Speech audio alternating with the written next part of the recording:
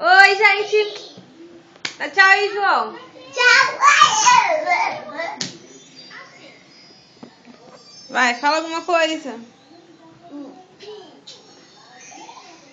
E onde é que eu sei fazer? O quê? Oh. João Pedro, o que a Renata é?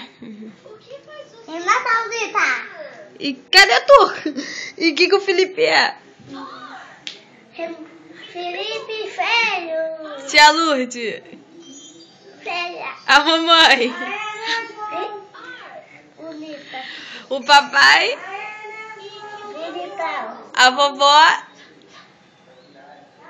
A vovó é... Gorete. Corete. É o quê? É o quê? Ela é o quê? É o quê? Ela é bonita? Ela é feia? Ela é o quê? Bonita. Tiliane. Mais feia. Ah! A mais feia? Deixa ela ver isso, João Pedro. Ai, meu Deus. Você é mais ou menos. Eu sou mais ou menos? Eu não sou bonita, não? É. Ah, tá. E o babaca do Eliselto? Veio com cara de xixi. Uhul! Bate aí, bebê! Homem-Aranha. Subiu pela parede. O que acontece com o Homem-Aranha quando ele sobe a parede? Ele faz isso, estica a mão, depois você gruda na parede, depois você bota uma mão do lado da outra. Você bota uma de cada um. Fala alguma coisa aqui na câmera.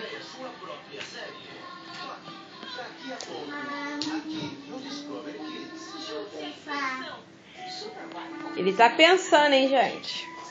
Ai! Eita! Quer uma boneca dessa? Pode ser, né? Ó. Tu vai me dar? Só que eu já te dei um ovo do Flamengo. Né? Ele me deu um ovo lindo. Meu, Comi, tava uma delícia. gostou de chocolate? Muito. Era de choquito. Então, o que eu te dei pra você, o que teve mais lá dentro? Nada. Só era o pote do Flamengo e o chocolate. Também teve um pote, só que o meu foi pote do Homem-Aranha. Que chique. Eu sei falar. Eu sei fazer música.